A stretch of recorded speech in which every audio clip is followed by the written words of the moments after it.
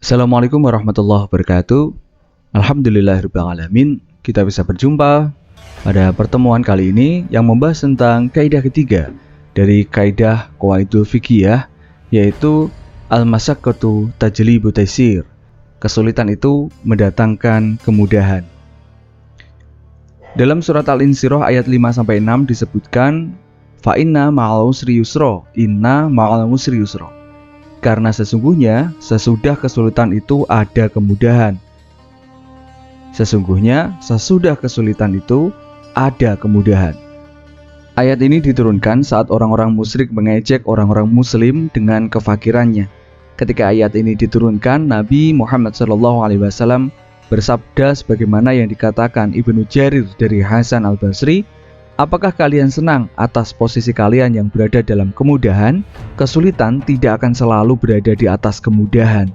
Sesungguhnya bersama kesulitan itu ada kemudahan lain, dan cara untuk menghadapi setiap kesulitan adalah mencari kemudahan. Tafsir Al-Wajiz. Seseorang yang sedang dalam keadaan sakit, jika tidak mampu melaksanakan sholat dengan berdiri, maka boleh sholat dengan duduk. Jika tidak mampu dengan duduk, maka sholat dengan berbaring dan cukup berisyarat ketika rukuk dan sujud.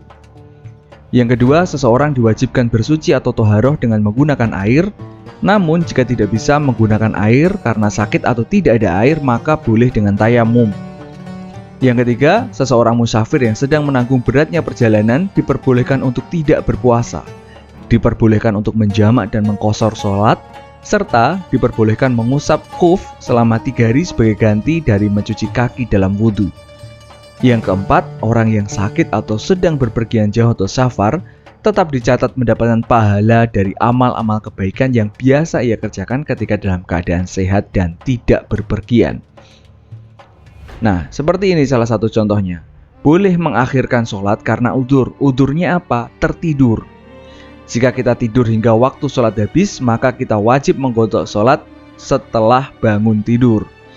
Nah, tertidur di sini teman-teman, yang artinya kalian tidurnya itu sebelum waktu sholat asar misalkan, dan bangun-bangun sudah maghrib.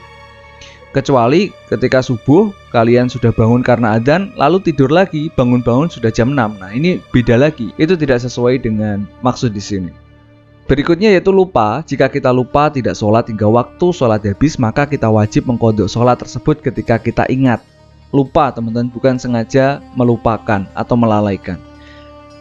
Yang berikutnya ketiga, dipaksa. Saat kita dipaksa oleh seseorang agar tidak sholat, maka kita boleh mengakhirkan sholat tersebut dan melakukannya pada saat paksaan itu hilang. Dan jamak takhir ini boleh karena dalam bepergian dan sudah memenuhi syarat rukunnya, yaitu tidak dalam perjalanan untuk maksiat. Yang kedua, melewati 2 marhalah atau sekitar 90 km. Nah, di sini ada contoh dalam kehidupan sehari-hari. KTP elektronik, untung makin banyak, akses makin luas. Di sisi lain, ketika kita warga negara, maka wajib mengurus KTP. Ya, tapi mengurus KTP itu ternyata sulit. Kita harus bolak-balik. Tapi ketika kita sudah memiliki KTP, maka bisa mendapatkan berbagai macam fasilitas.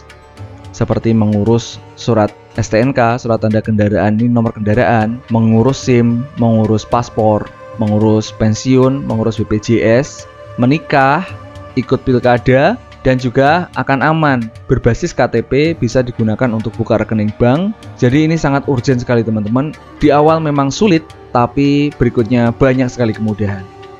Nah, contoh kemudahan membawa kesulitan sekarang. Kebalikannya, kalau tadi kesulitan membawa kemudahan, ini adalah contoh kemudahan membawa kesulitan. Di antaranya ada kartu kredit. Gampang sekali kita beli di marketplace tanpa membayar secara tunai, tinggal klik nomor kartu kreditnya, kredit cardnya, ya, akan lebih memudahkan kita. Kemudian e-money seperti tol, ya, seperti contohnya adalah Brizi. Kita tinggal isi saldonya saja, tinggal gesek, selesai. Yang ketiga, pasca bayar. Kita bisa nelpon sampai kesel, gitu. Bisa pakai listrik sampai kesel. Namun ingat, di akhir bulan pasti suruh bayar listrik, bayar telepon, ya. Yang keempat, pinjaman online. Cepat tapi juga mematikan. Oke. Kartu kredit dalam kehidupan milenial Indonesia. 59% milenial Indonesia lebih menyukai transaksi non-tunai. Sedangkan alat pembayaran non-tunai yang lebih disukai adalah kartu kredit dengan cara gesek di EDC, uang elektronik seperti ShopeePay, GoPay, ya, 17% kartu kredit.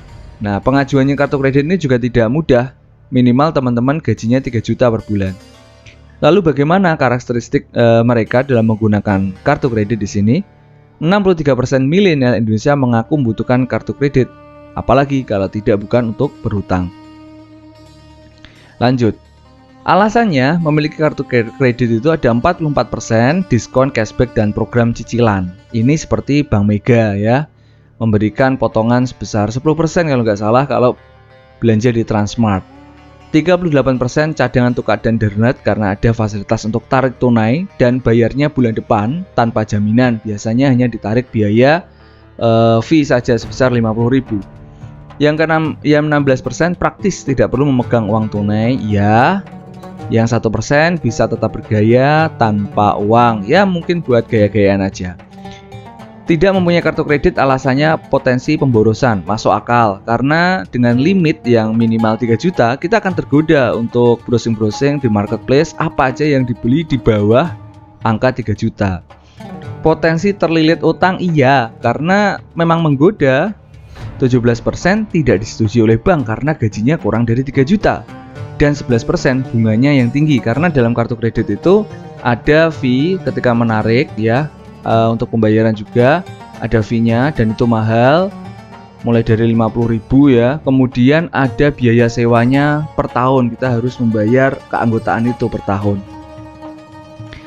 Pengeluaran kartu kredit terbanyak yang pertama 27% alat elektronik, beli gadget, HP ya, laptop. 25% makan dan minum, mungkin di Starbucks dan sebagainya. Kalau warung kopi emperan ya nggak mungkin lah pakai kartu kredit.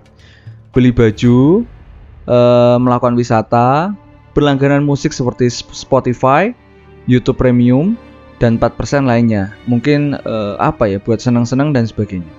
Jumlah limit tertinggi 53% ini 5 juta sampai 10 juta, 18% ini 10 juta sampai 15 juta, 12% lebih dari 30 juta, 10% 15 juta sampai 20 juta, 7% 20 juta sampai 30 juta. Bayangkan teman-teman semuanya ya, di rentang angka 53% ini 5 juta sampai 10 juta, setidaknya mereka memiliki penghasilan 20 juta karena separuhnya buat mengangsur. Jadi kalau limit sebesar ini teman-teman mau beli apa aja boleh asalkan kurang dari 10 juta. Kalau lebih dari 30 juta, wah bisa jalan-jalan terus ini teman-teman semuanya. Karena seakan-akan kita memiliki banyak uang dan kita bebas untuk melakukan apa aja tanpa ada beban. Bisa bayangkan nggak tuh? Nah kartu e-money ini yang biasa digunakan untuk membayar tol banyak sekali ya. Ini ketika misalkan saya pakai Brizi ini, jadi ketika mau masuk tol harus isi saldo dulu, jadi tinggal gesek selesai.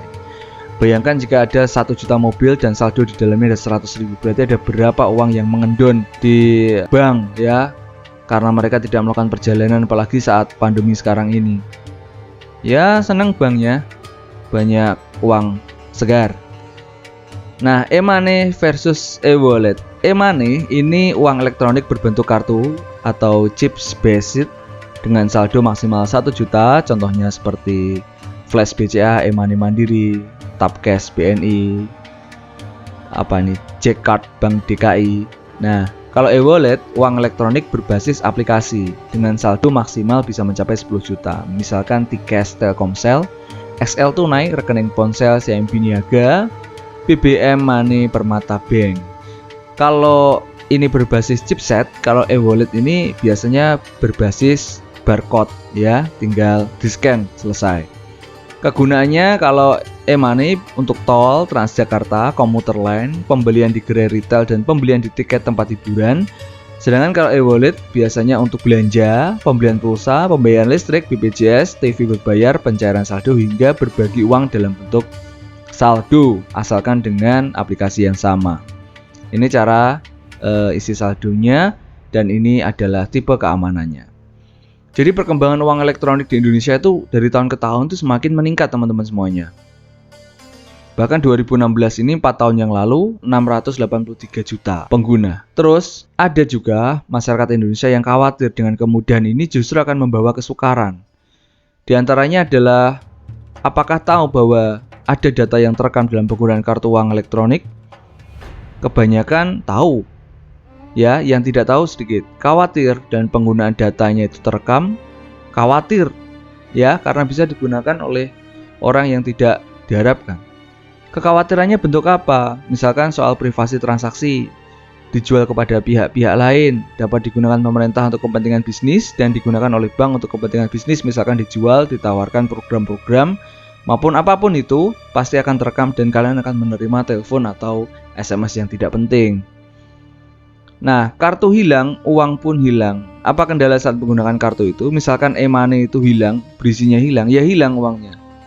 Ya, jika kartu hilang, uangku terbuang 61%. Belum banyak merchant yang menyediakan fasilitas kartu uang elektronik ini. Tidak banyak yang punya, tinggal gesek atau scan barcode. Ada biaya untuk isi ulang? Ya, kecuali kalau di banknya sendiri, mungkin gratis. Susah untuk cek saldo. Nah, sekarang mudah dengan fasilitas HP yang ada S-nya belakangnya. Misalkan Samsung A20s. A51s, hanya cek saldo saja sih, nggak bisa ngisi. Mungkin teknologi berikutnya bisa ngisi. Ribet bingung saat isi ulang karena harus bertemu dengan IDC. Kalau nggak begitu harus ada ATM yang support untuk mengisi kartu ini. Lainnya saya nggak tahu ini lainnya apa aja. Ini kalau contohnya dari pinjol tadi ya, total akumulasi pinjaman 41 triliun teman-teman, dan ini akan terus meningkat. OJK juga bekerja total dengan menutup akses aplikasi-aplikasi vintage yang ilegal. Pinjol membawa sengsara, kecuali paham manfaat, biaya, dan risikonya.